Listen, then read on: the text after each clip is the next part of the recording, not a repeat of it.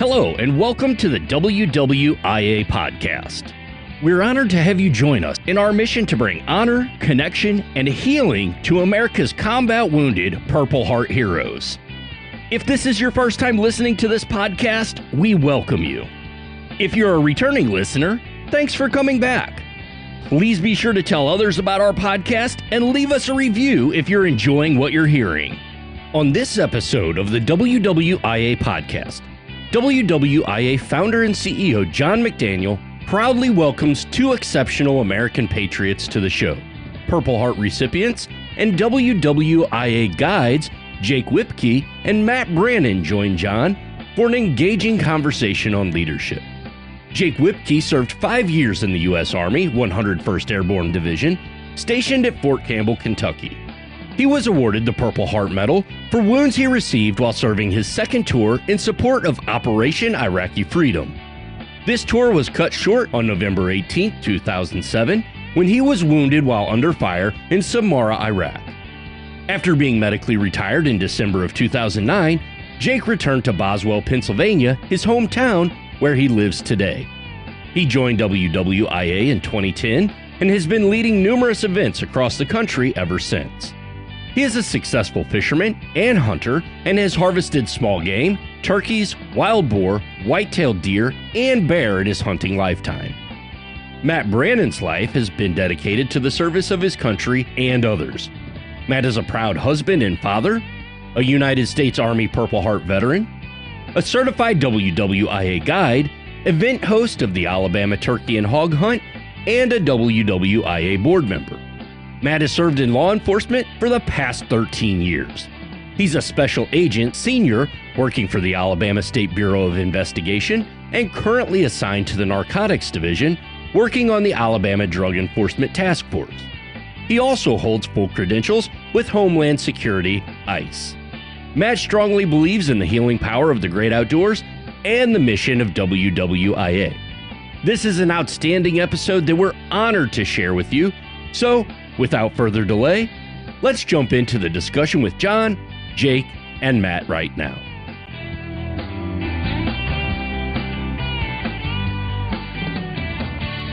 Hi, I'm John McDaniel, founder and CEO of the Wounded Warriors in Action Foundation, and this is our podcast, Honor, Connect, to Heal. So today is the 6th of December. It's 2025. I don't know when this is going to air, but I have two very special people with me today, men who I admire and who have done amazing things for our country and amazing things for the foundation. Jake Whipkey and Matt Brannon, welcome to the program. It's great to be here, John. Yes, I'm excited. Yeah, and there's Matt, Big Cat Matt. Yeah. So, here, let me set the scene for you. We're in my office in Apollo Beach. It's a Saturday. We're going to go fishing here as soon as we get off the podcast. I got the crab traps out there, and they've been soaking for a few days, and we're going to go try to scare up some live bait and catch some snook and some reds and whatever else we can scare up out there. But so it's a little misty out there today. And I brought Matt and Jake on the program. For those of you who don't know Matt and Jake, they're both combat wounded veterans, Purple Heart recipients, and they're on our guide staff. So they've been through our guide school, and they're out there running around the country helping us lead these missions that the foundation sponsors and runs all across the country. And they're doing great. So we're going to just start the program here with a brief introduction. So Matt, why don't you go first? Just tell us, briefly, because you do a lot, man. You do a lot. You host your own event. You instructed our guide school. You do fundraisers. Just tell us a little bit about yourself and your involvement with the foundation, please. Sure. I'm Matt Brannon. I'm married to my wife, Candace. We have 3 daughters, Chloe, Catherine, and Claire. We live in Northeast Alabama in Boaz, Alabama. Boaz. I've been involved with the organization since November 2018. I host an event, a turkey hunt in Alabama in the spring for us.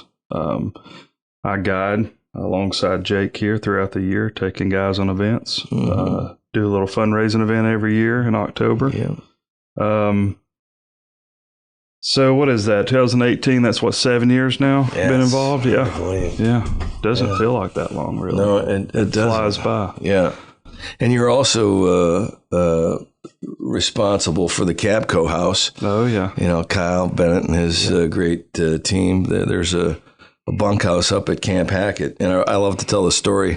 I was pulling my trailer up there. I think we were at either a safety symposium or a guide school a couple years ago, and Matt looked at the trailer and he's like, "You pulling that up here every year? From Wisconsin or from Florida all the way to Wisconsin?" I go, "Yeah, I am." Well, there's no room in the bunkhouse for me to sleep, and the fifth wheel we had animals in it, so we just couldn't use that anymore. But I said, "Yeah, I am." He goes, "Well, what do you think if I talk to Kyle and see if he'll, build you guys a house?" I said, "Fill your boots, man." I didn't think anything of it. I was just like, "Oh, yeah, And you come back about 5 minutes later, and he said yes. And it showed up that fall. Yeah, because that was in the summer, right? It was. It was just a few months later. Right. What I didn't think about in that whole process was, and I laugh about it now, was I knew building it was, I knew, that was going to happen. Kyle was super great. Mm-hmm. I didn't think about how we're going to get this giant thing all the way to Wisconsin from Alabama.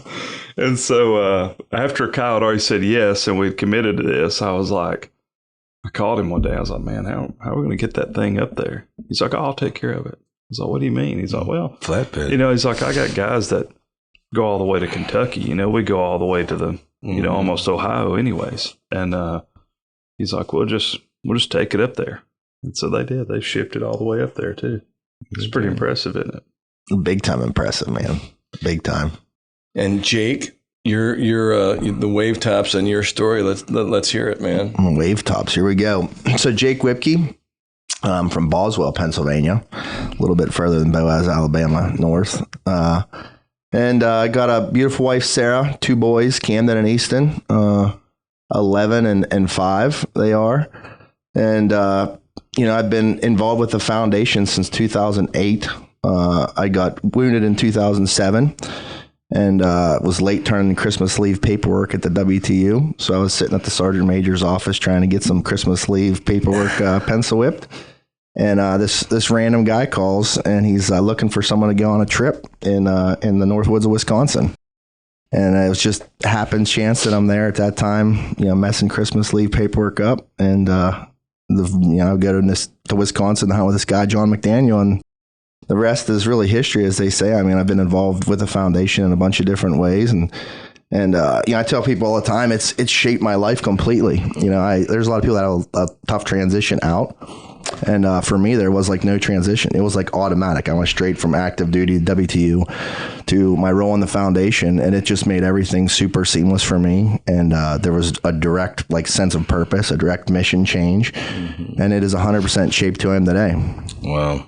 And you and Matt have both, really changed the landscape, in my opinion, for how things are, done, in the field. And, just once upon a time, as you know, it was me just running around with my dog and a truck and a couple of combat wounded guys.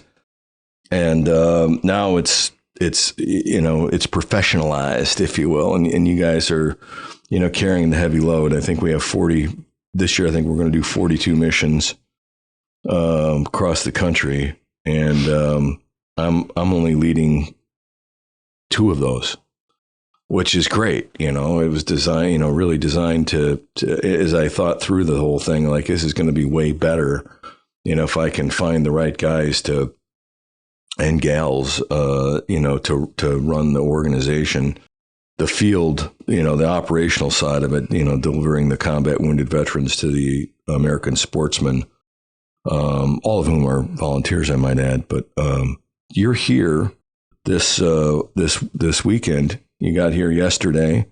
We had a nice dinner last night, and we're going to go fishing this afternoon. We're going to hopefully catch some crabs, and then on Sunday we're going to have a crab boil. Tonight we'll burn some steaks.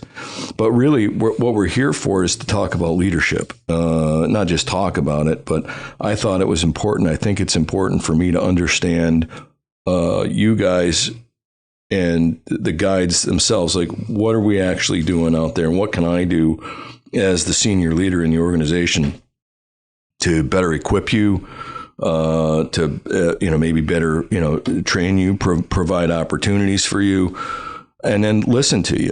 What's going good, what's not going good, what can we improve upon? Just leverage all of your amazing experience, and so that's really why you're here, so that we can learn, I think, and improve our system. So let's talk about leadership. I mean, here we are. I asked you guys last night, I said, I'm going to ask you one question, no surprises, but, tomorrow when we're doing the podcast, I'm going to ask you to tell us about maybe some examples of good leadership. Don't have to mention any names. You can if you want to, or maybe some examples of leadership that was not so good, but things that you learned from the leaders that are around you. And what makes a good leader? Leadership, the Army defined the leadership as, I think, don't quote me on this, but it's something like, it's the art of providing, purpose, direction, and motivation for a common purpose or cause, right? And that makes sense. Purpose, direction, motivation, right? That's leadership. But I'd like to start with you, Matt, if you don't mind. There's some, you also you're a professional too now. I mean, you're a law enforcement officer, and I'm sure you have a lot of professionals who, you're around a lot, and maybe you're still hopefully learning from them. You've got friends that are probably leaders. You've had coaches. You're an athlete. Talk to us about what does leadership mean to you? So I view leadership in a blue collar sense. Yeah.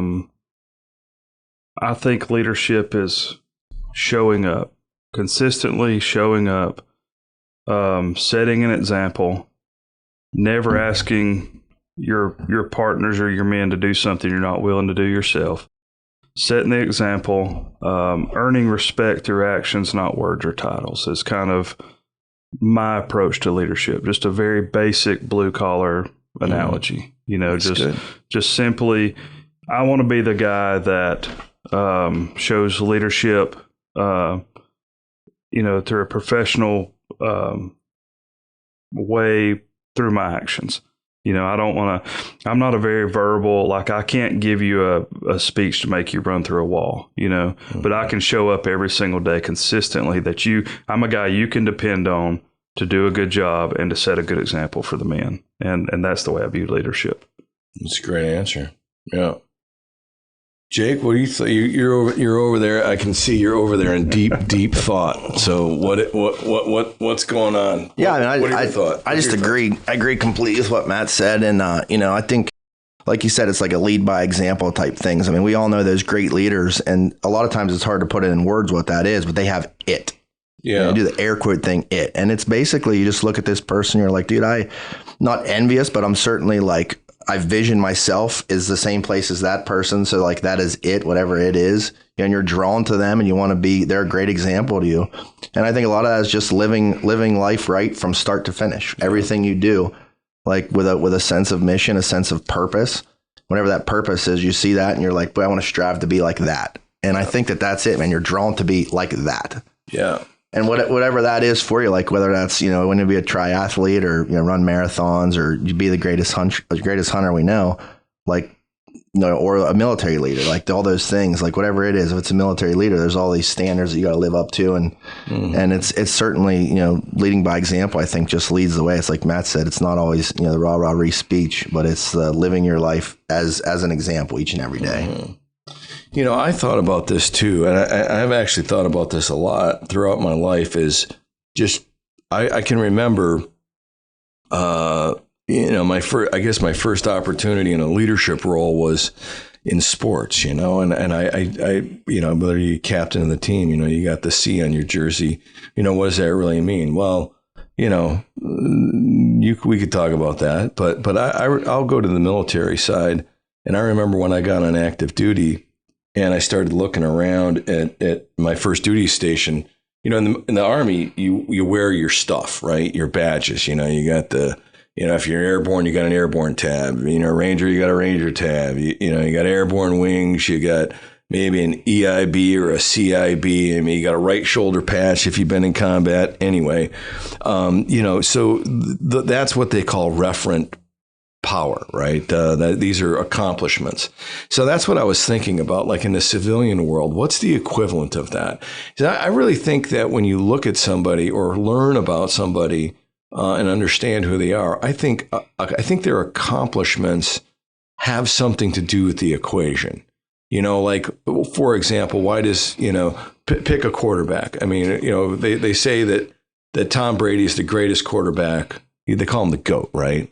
Or Steph Curry or whoever your favorite, baseball, basketball, football players, well, what do you know about them? Realistically, what do you really know about that person? Well, you know what you read, you know what you hear, maybe he's on TV. You don't really know who they are. You just know what their accomplishments are. But look at the gravity that individual pulls, in terms of his or her popularity. Young people, they want to be like that guy, right? They want to emulate the way he dribbles the basketball. They want to emulate the way the guy throws. He's got 8 Super Bowl rings or whatever the number is, I think there's something to do with accomplishments. But if you look at like the civilian world, maybe there's a manager, maybe there's it also could be a peer. I mean, I think there's a lot to be said about, leadership from peers. Like, I look to you guys, believe it or not, often for leadership. Hey, we're on an event. I'm tapped out, and I need somebody to step in and rescue me, or to, take the show for a while, or lead at guide school. That's leadership to me. So, I respect everybody's abilities and, of course, everybody's challenges too, especially in this space. But it's the kind of thing where you go, what is it about that person? Sometimes, I guess the French would call it the je ne sais quoi, the thing that I don't know. Like it's this the it factor. It's the it. You said it. That's right. It's the it factor. But what is that? There's some magic in that equation. I don't really know what it is. There is, man. You see it and you feel it, and that's the thing. Like, it. Like, as a reader of people, and I think that's certainly part of being a good leader, is being able to read people and understand what they need and filling the void that they need. You know what I mean? Like, it's part of it. Like, whether they come up, you either go talk to someone or you don't talk to them. Like, you've got to be able to understand what they want and need. And I think that especially in our roles as guides and associates, like, that's an important thing for us. As you see a dude that's kind of off, doing his own thing, he might need a little extra oomph to get him through the event and push him over to have a better experience. Mm-hmm. And I think and then there's certain dudes you're not gonna talk to at all because he's already doing his own thing. And I think as a leader, like in our role on events, like you've got to be a guy that can manipulate and understand what needs who and who needs what. And like I've said before, a lot of times is like, as an associate and guide on events, like you've got to be everything to everybody. Yeah. Like, because there's times you're going to need to help the host out more, and there's times you're going to need to, help each of the heroes out a little bit more. And you've got to be able to understand, as in a leadership role, who needs what, and you got to be able to check that block for them. So can we talk about some leadership challenges maybe that you've seen without dropping names, just to protect the innocent? But innocent's a vague word there, right? But I'll tell you, I'll start off just but then I want to hear your thoughts to give you a chance to kind of pick one out. But a challenge for me, and I think you've seen this too. You get on an event and there's a personality there that just wants to dominate, and it's hard to get a word in edgewise. And say he is a topper, he's one of those guys. You tell a story, hey, and one of the heroes goes, you're showing pictures, right? Hey, there's always one. And hey, look, man, I got this and he's so proud of it. He shot a 6-point buck in his backyard, and he's showing it around, and dude's gonna whip out his phone and go, check out that one. This is my third 10-pointer, it's, hey, it happens. And that's not really maybe that's not a leadership challenge, but if it continues, and you've got somebody that's just seizing and maintaining I don't call it the emotional floor, but this is the center of gravity for all things in that room, it can be challenging. Right? Yeah. So I think on those things, a lot of times it's subliminal messaging to try to get a dude to turn that off. They always aim your feet at the door, whatever you're ready to go, subliminal messaging. I think for those things, the easiest way to handle some of them is to hit them right off and look at the dude's 6-point and praise it and be facing that dude. And if the dude's over here on your other side, you're kind of giving him, a little bit of the shoulder, letting him know.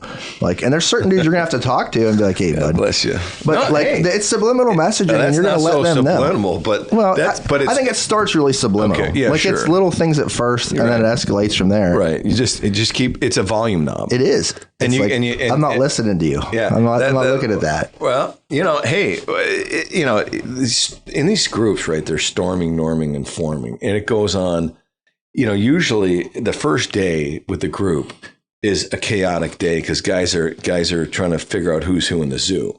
There's a lot of sniffing going on, right? And they're trying to figure this whole thing out.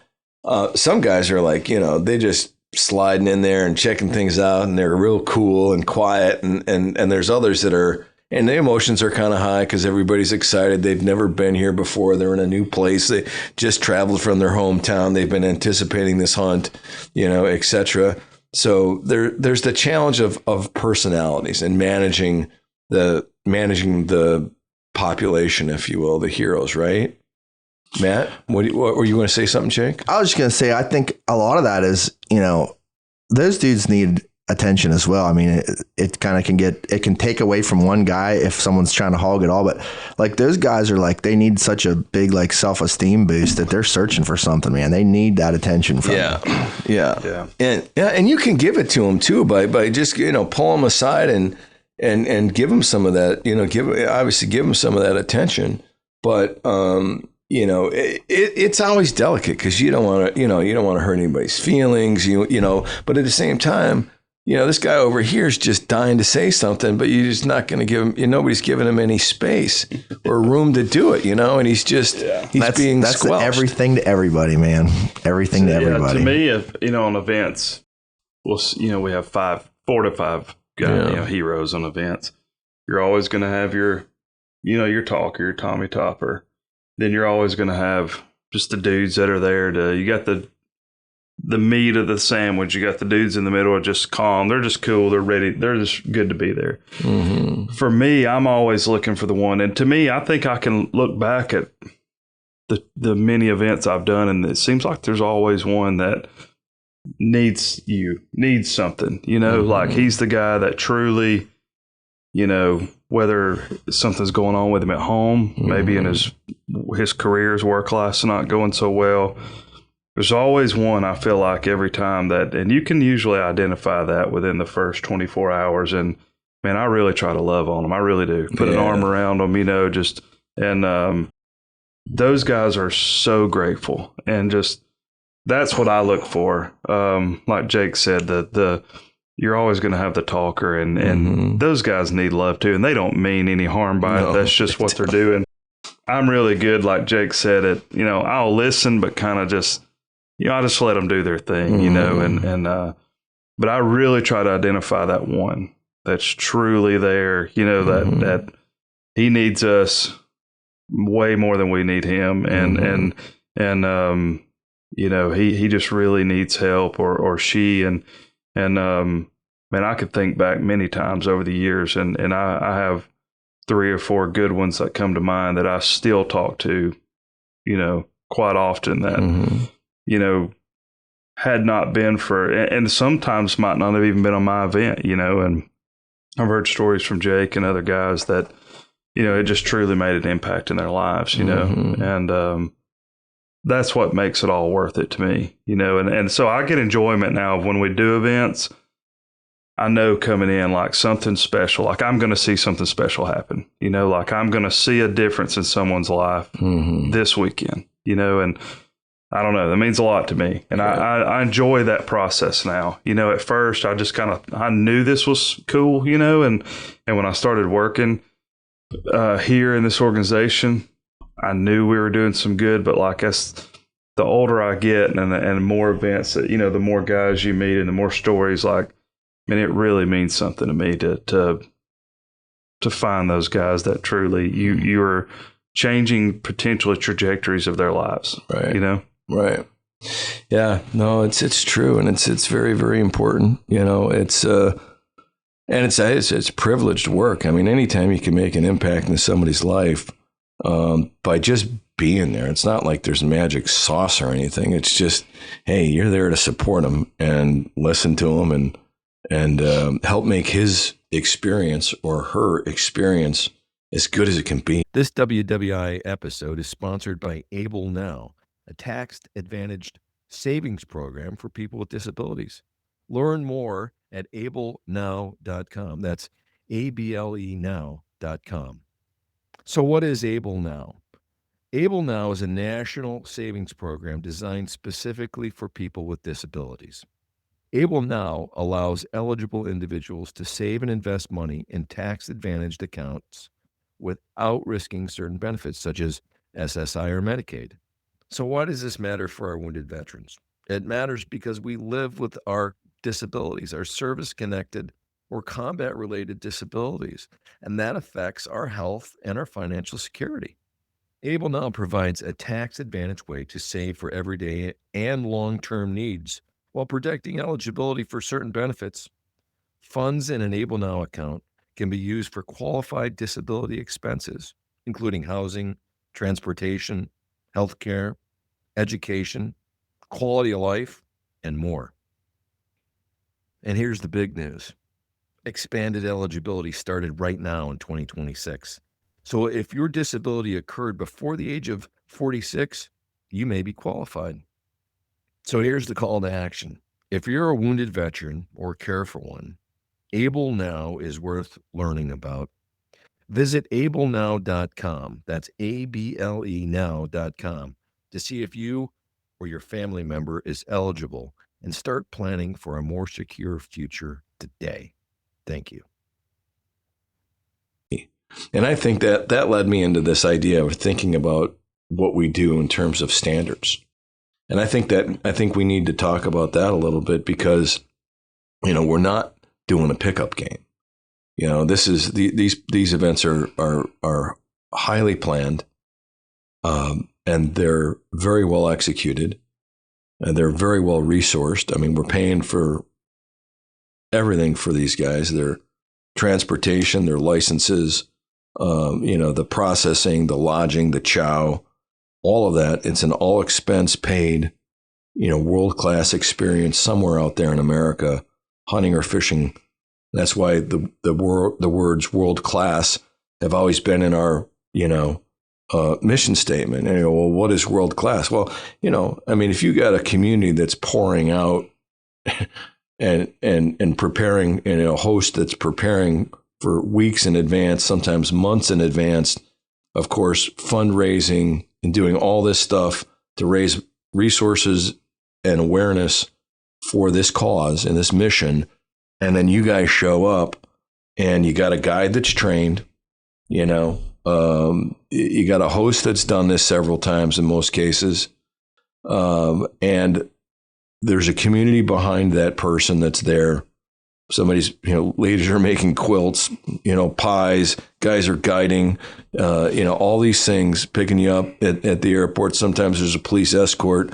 This is when you talk about standards, we got the bar set pretty high if you think about it collectively from and as a leader, if you have high standards and you make sure that they're enforced or people are doing the best they can, again, going back to providing purpose, direction, and motivation, then you're going to end up with a pretty high quality event, I think. And it from the client side, from the wounded warriors perspective that are on these events, I think some of that's got to shine through, don't you? Yeah, I definitely think it does. I think that's part of the whole process. Like you mentioned, like, we got guide school stuff now, and we've got all these ways to approach to make it more of a professional, like, setting as we go there. Guys, they have a better idea what to expect. Yeah. I mean, in the beginning, like you said about the dog and the truck and driving around, there really was no standard. It was just, let's go make this happen. We're going to take guys or gals on a hunt or fishing trip, and then we rock up, and it is what it is. But now there's a set standard. And I think that makes like the task of being a leader easier for us at this point, because there is a standard. There's basically a playbook to go by, and there's going to be wild card things that are going to come out of the left field or right field that you're not going to, you didn't hear a story about this, because it happens, man. Right. And there's going to be those things that like catch you on your toes or your heels, but it's, we've got enough, I think, of a system in place right now as a foundation that it makes it way easier to like lead in those situations. Mm-hmm. Yeah. Well, let me ask you this, moving forward into the organization. I mean, I think you have to have into the future, I think you have to have a vision for what does this thing look like in 10, 15, 20 years down the road. And that's another reason that you guys are here, is to help me visualize that and for us to collectively understand what we think that might be like, right? Because it's hard to look into the future. I wrote a document about, 8 years ago, I think it was, called Vision 2025. It's 2025. Here we are. And I have not broke that document out. I wrote it, so I kind of know what's in it. But I projected back back then 8 years ago what we would be doing today. And then you figure, okay, that's what we're going to do. Let's backwards plan to figure out how we're going to get there. And I think it's important, but when you could say, did you do it? Are you doing it? And some of the things, I think the answer is yes, we are doing it, for sure. And that's great. But, what's the next step? I don't want to hurt your heads, but we don't have to talk about this here, but you can if you want to. But, that's what I want to look at is, what does the organization look like moving into the future? And part of that solution set, I think the most important part of that, it resides in you guys, in the guides and your leadership propelling the organization, forward. So I expect that we'll talk about that, throughout the balance of the week. It's funny you say that, John, because I find myself anymore in that same thought process. And I look at it like a different way. If I look back at my 2008 list, I'd be like, where's the foundation going to be in 2025? Which is one way to look at it. But like the heroes that we serve, they're completely different. And I think that like moving forward is going to change our dynamic as like who we're going to be serving. That's a great because point. The people have changed. Like whenever I used to call dudes on a hunt, like there was 87 questions. Like who's going to pick me up at the airport? When are they going to be there? What am I going to eat? Now, man, these guys, they're like, they get their op order, they're like, well, I either read it or didn't read it. Like but they're perfectly comfortable, and they have changed in their approach of how they come on these events. Like they've got a different vision of what it's going to be. They have a clear vision, and whether that's the guys maturing or getting further away from their service date or injury date or whatever that may be, like the heroes are different that we serve right now than what they were 5 years ago, 8 years ago, whatever. And I think that moving forward, that's something we got to, in that whole deal of trying to figure out where we're going to be in 10 years, right? I understand it starts at the top, but the guys that we're going to be serving, they're going to be different people. The heroes are going to be different heroes at that point. They're the same guys. They're going to be a different place in life, and they're going to need different things than what guys need now. Right. So it's funny, I like to look at that in like two separate angles, like because the heroes are going to be different and we're going to have a different operation, and the two have to meet in the middle to make the best experience we can for the guys. Well, you're right about they're different, because I remember the very first, I was doing missions right out of here in Tampa Bay, and the very first one I did up at Camp Hackett with three guys that I did not know and had not ever met. And all of them were on leave from combat. So they were home on leave and they were going back. Yeah, way different than someone that's been out of the Army for 20 years. Way different. Yeah, way different. A whole different clientele. Man. Yeah. And so the very much combat, and that happened. That was the standard for many, many years, because, we started doing this in 2007. Okay. And, and the war in Iraq and Afghanistan, especially in Iraq at that time, is raging. 05, 6, and 7 are bad years for the home team. Yeah, what was the ramp up or whatever they called it or something, or the big push of numbers? I can't remember now the terminology was used, but yeah, that was the. When did you get? 07. Oh yeah, November 07. 07. Yep. Matt, what was your? 09. 09. Yeah. I joined in 07, which was the ramp up. That they were, Afghanistan was kind of growing a little bit. Iraq was in the peak of its thing. And I joined at a time where they were they were begging people, and so Iraq was kind of 05 to 07, 08, and then I think the Afghan years were probably 2009 to 11, 12-ish was probably kind of the rough years. Yeah.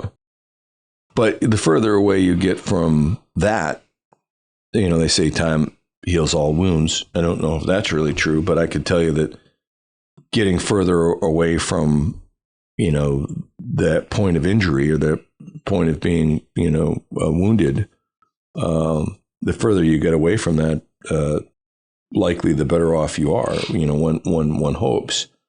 But at least it's not as poignant, I suppose.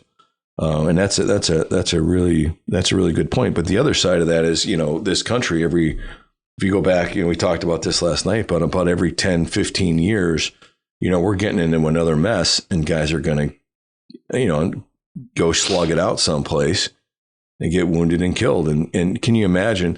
That's part of the deal. Imagine this, right? Put yourselves 20 years from now, okay?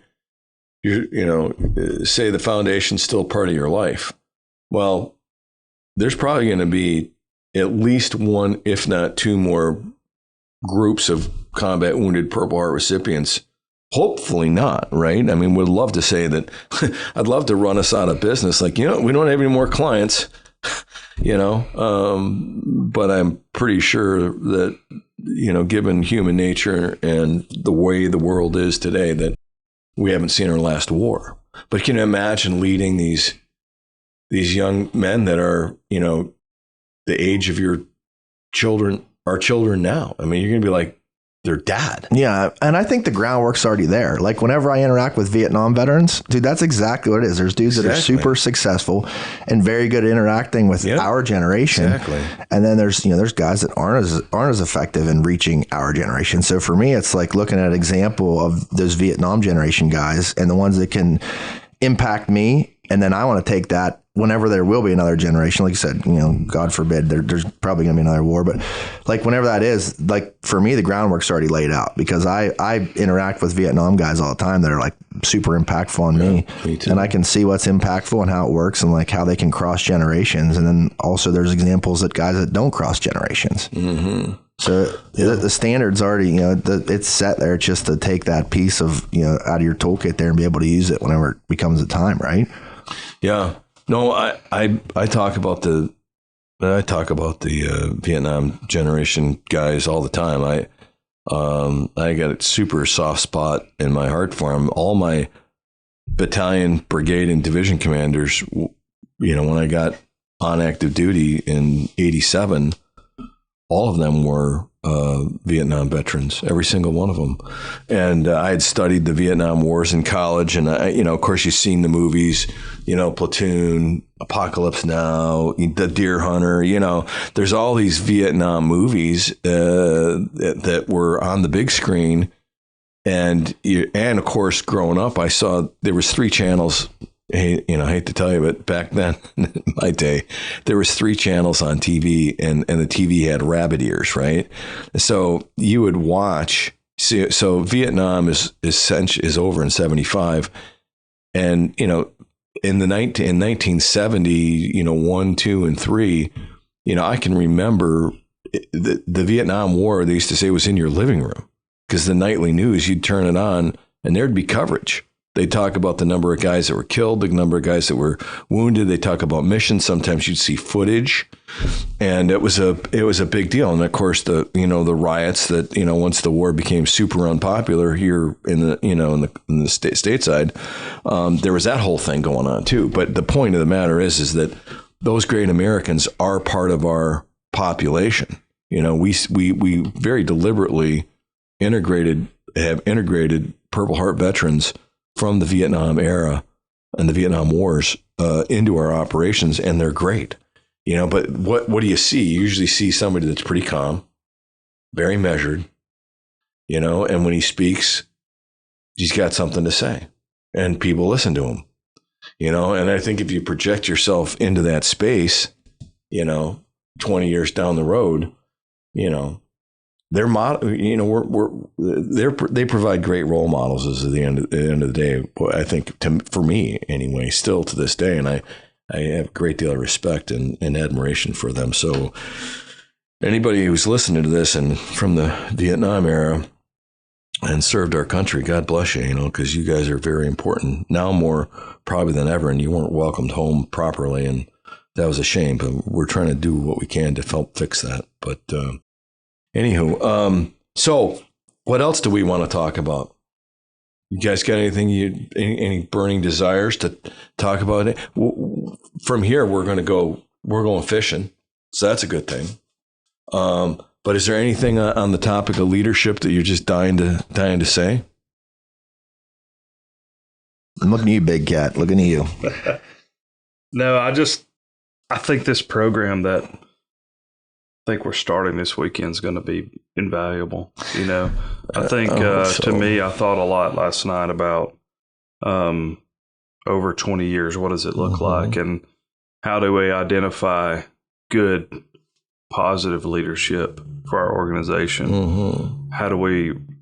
What does retention look like? How do we retain it? How do we train them to continue to get better and to not slow down or move backwards? Yeah. I think that's the goal we're going to figure out, you know, moving forward in this thing is let's find good men, let's keep them well trained, and let's put out a good product. Yeah. You know? Well, I'll tell you, and I'll just say it from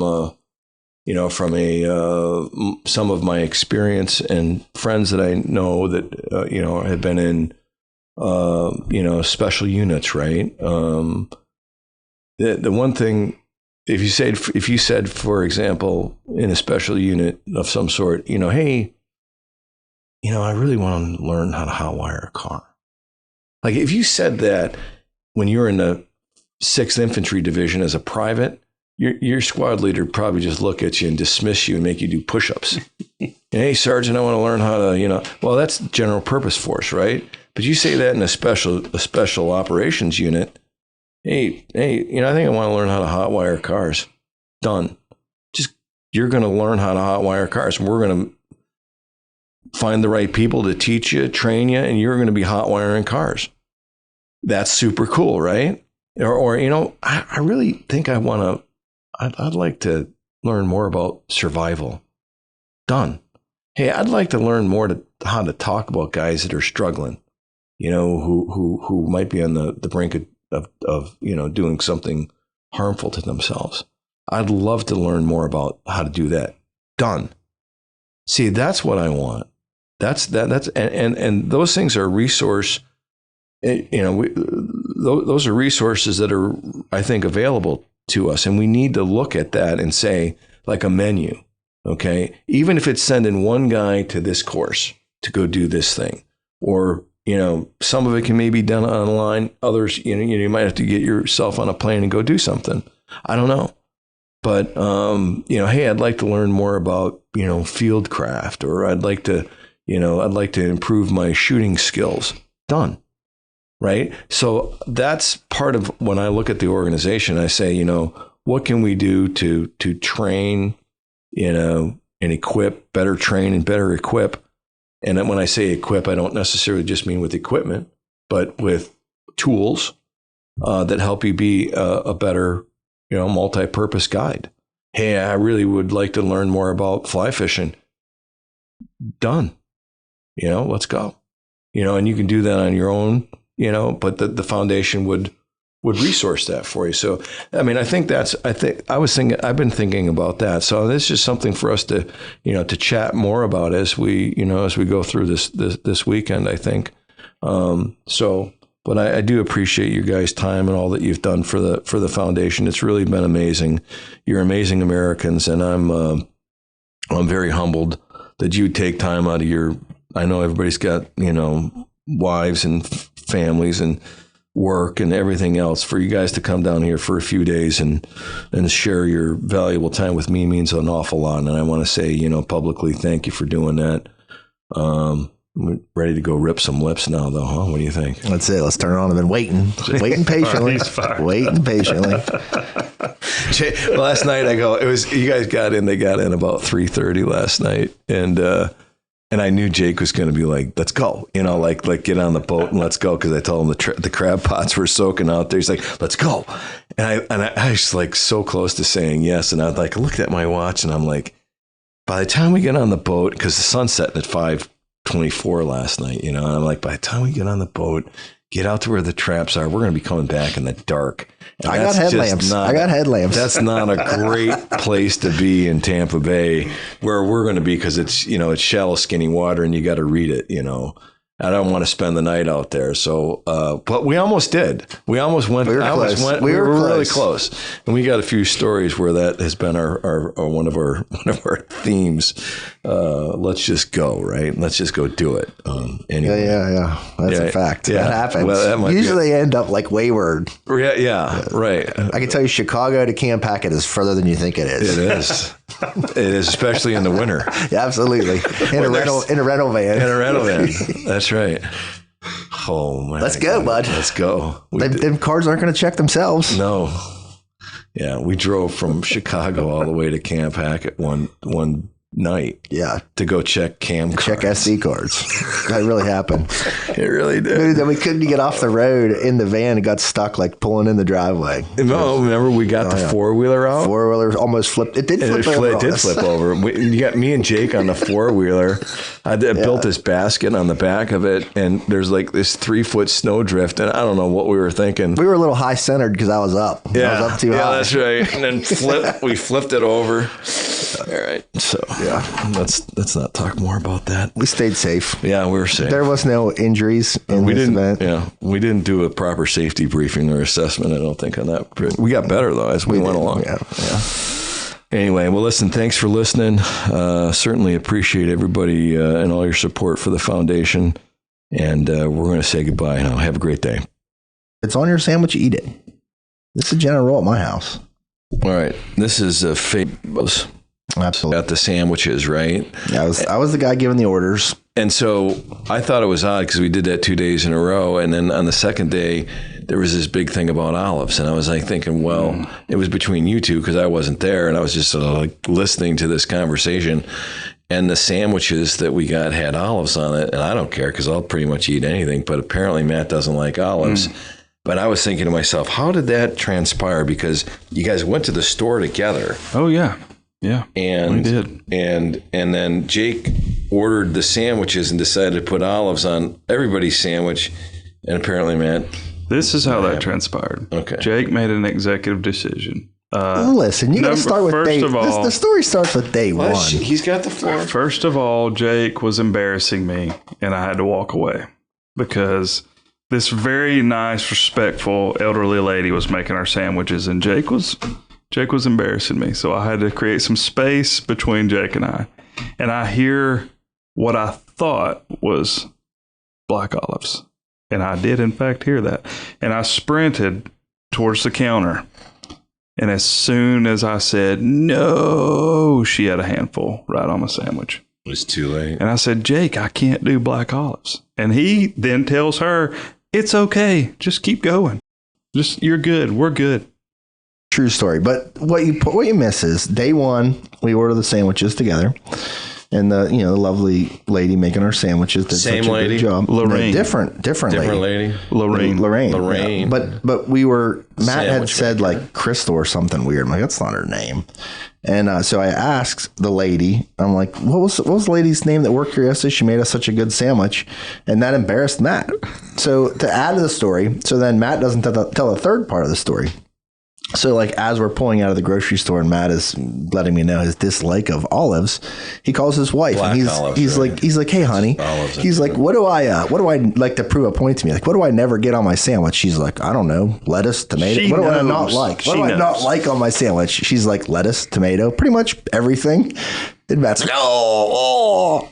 You were expecting her to say black. I wanted to He was defend my sure honor, hoping. and she didn't. Sure hoping. Left high and dry. See, these are the type of things that occupy us when we're not actually, doing work. But it does add a lot of depth and color to our space, does it not? So, for the listeners here, I'd like to talk about have the guys talk a little bit about the seafood boil and the fact that we kind of crushed it on the crabs out there, and then or the experience in general. So I'll just start with you, Matt. I mean, now that LDP, the Leadership Development Program, is pretty much in the bag. It was our pilot program here. So by the way, we're still sorting some things out, but the general intent was to hear from the guys, the guides. Hey, what's going well? What needs some? How do we improve our practices? And then obviously get them some, one-on-one time with me, which I don't get to do enough of anymore. So that's kind of the idea, and roll in some leadership stuff. We talked about that in the first part of the program. But Matt, I mean, you've had this experience coming off it. If you had to highlight one thing that you thought was super cool, what would that be? Crab pots. You like that? Yeah. Never done any, crabbing, setting pots. I love trapping, back home, raccoons, possums are a problem for turkeys. So I love doing that. And it's like the surprise of when you get there, right? What's in there? And you can't see the crab pot, obviously, from the surface. Like so when Christmas. you pull it up, you're just waiting, and then when you see those 3 or 4 climbing around in there, like, I thought it was cool. Plus, I knew we were going to eat them the next day in the big crab boil, which was amazing because we looked like a pack of just wolves. We had a pile of remnants left. And my boys there. And I got to tell you, there's something about eating a pile of food, with your hands, with a bunch of people, where it's just like right there. You get to decide what you're going to eat. Nobody's filling your plate full of something. You get to decide, how many crabs you're going to eat, how many sausages, how many pieces of corn, potatoes, etc. That was the whole enchilada there. It was, I get a lot out of that, jamming to some good tunes. Anyway, it's pretty cool. Jake, how about you? What was the highlight of the experience for you? Oh man, for me, I really enjoy the fishing. It's not something I get to do at all at home, man. And at home, whenever you're fishing, there's like, for me, whenever I come here, there's like the great mystery, right? I mean, we're like there, dude. You could hook anything from a shark to who the heck knows, right? At home we're fishing for trout or fishing little streams. You know what you're getting. Yeah, into, exactly kind of like what you can expect and what the ends are. How big the biggest one you might catch, I guess. But whenever you hit out there, man, it's the great unknown and my lack of experience and time spent on it that I long for. Salt water. As soon as I get here, me, I'm like, hey, let's go fish. Let's go fish. Let's do it now. Well, how about the tides, man? I mean, one thing we did, I'll tell you, one thing I didn't anticipate, and I've been saltwater fishing for, I don't even want to say how long, but I'd have to say 25 years in saltwater experience, I guess. And I've seen a lot of tides, and what I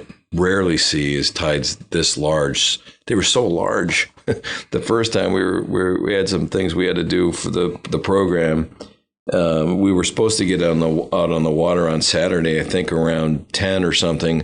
So we get out to my house, lower the boat down, and it's just like you can't get the boat off the hoist. Somebody asked the question: has there been a time you couldn't get the boat in the water? That's right. Yeah, jinxed us. But we had to wait like legitimately an hour and a half for the water to come up like 3 or 4 inches so we could get enough to draft the boat and get it out there.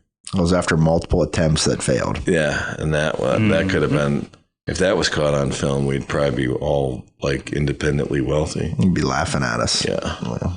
We almost got it. We did. We were close a couple times. And anyway, it wasn't for lack of effort at all, man. No, we gave maximum effort. Yeah.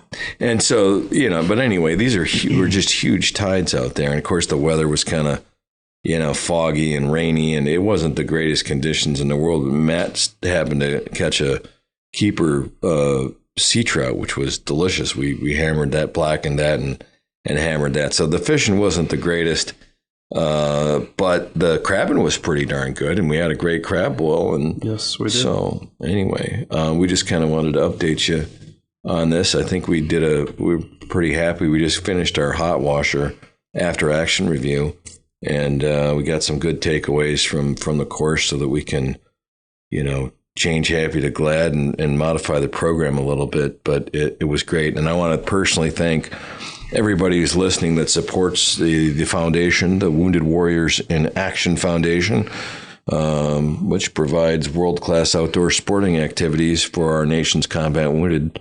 So to help them honor their service, connect them with their peers and other wounded veterans, and of course, great communities and the great outdoors. That's the connection piece. And then, in all of that, we find some healing. So I want to personally thank you for supporting the foundation, even if you're just listening. And if you're doing more than that, God bless you, because this is important. It's an important time.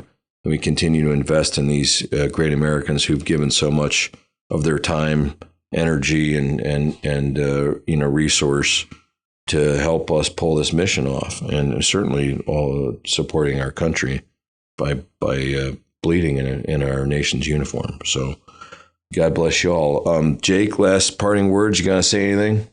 Yeah, I mean, it's an honor to be here. Like I said, kind of in the intro here, the whole idea of the foundation and what it means to me is like shaped my life completely and my total existence, man. I'll beat that drum forever, man. I mean, it's we're changing lives here. Like everybody that's supporting this mission and this cause, like you're changing people's lives daily, whether you know it, see it, feel it. I mean, you might not get to touch the magic or know that it's happening, but it's happening, man. Yeah. And I'm a prime example of it, and I know countless dudes across the country, dudes and gals across the country that we have changed their lives, man, and it's making a difference. Yeah. And each and every person out there, man, we appreciate your support and your belief in us for the mission that we're driving, man. We're sending it because it's happening every day. I appreciate you saying that, man. And there's a lot, you say, what's in the sauce, right? There's so much in the sauce. Like people ask me, how does it work? What, you say, you got all this data saying that, this, what you're doing is really making an impact and a difference. What is it, man? And I go, well, really it's that what I said earlier, it's honor, connect, heal. But there's so many layers to that when communities start getting involved and people you don't know that, want to just say thank you and reach out and touch the magic and be part of this thing. For those, those that we serve, the general population of the Purple Heart recipients, they have no idea, some of them who've never been on an event, what to expect. But imagine people that you don't know opening their homes and their properties and their, their resources to say thank you in a very special way that only, sportsmen can do and sportswomen. And then connecting with great people like you and their peers. It's incredible. It really is incredible. And I like you, Jake, I'm just in awe all the time of what's going on out there. So Matt, Big Cat Matt, last word, buddy. Yeah, that's tough to follow. Jake's got a heck of a testimony and a story. It's been around a long time.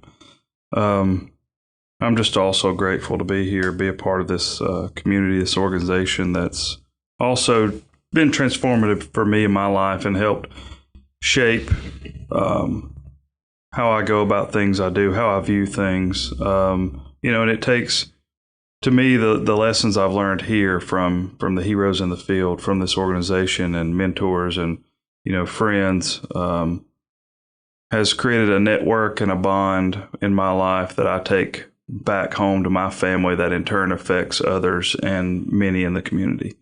And, through the events, we host an event back home in Alabama. We do some fundraising, and then my travels with the organization, just met some incredible people. I really think we're moving in a positive direction. I think things are going to improve, and we're gonna continue to get better and serve our nation's heroes that have bled in their uniform. And yeah, just really grateful to be here. Yeah. Well, I appreciate that, man. You know, I wanted to also say to the ladies out there, the wives, the spouses, I don't often get a chance to do that, but I'll do it now because if you're listening, you know, thanks for, you know, the kitchen passes. I know it's a lot. You know, we ask a lot of these guys to, and they're all, you know, volunteering to, you know, rise the tide and lift all boats. But, you know, it means a lot to me personally. And I know it does to your husband here to, you know, give him a kitchen pass to get away Thursday, Friday, Saturday, and Sunday and return late Monday night to do these missions. And you know, without your support, you know, I know it just wouldn't happen. And so I want to shout out to all the ladies that are, you know, keeping it together on the back side of the equation and the home front. That's super, super important. And you two should take a bow and be quite, you know, honored and pleased by, you know, what you're helping us accomplish. So thank you very much. All right, guys, great time here. Appreciate you. And God bless you and have safe travels on the way home. All right, everybody else, thanks a lot. We're out. Thank you for listening to the WWIA Podcast. To learn more about the Wounded Warriors in Action Foundation and how you can get involved, please visit our website at WWIAF.org or follow us on social media on Facebook, Instagram, Twitter, and LinkedIn. If you'd like to comment or offer feedback about our podcast, or if you have a suggestion for a future episode, please email us at podcast@WWIAF.org. Thank you for your support and for helping us honor, connect, and heal our combat wounded Purple Heart heroes through the power of the great outdoors.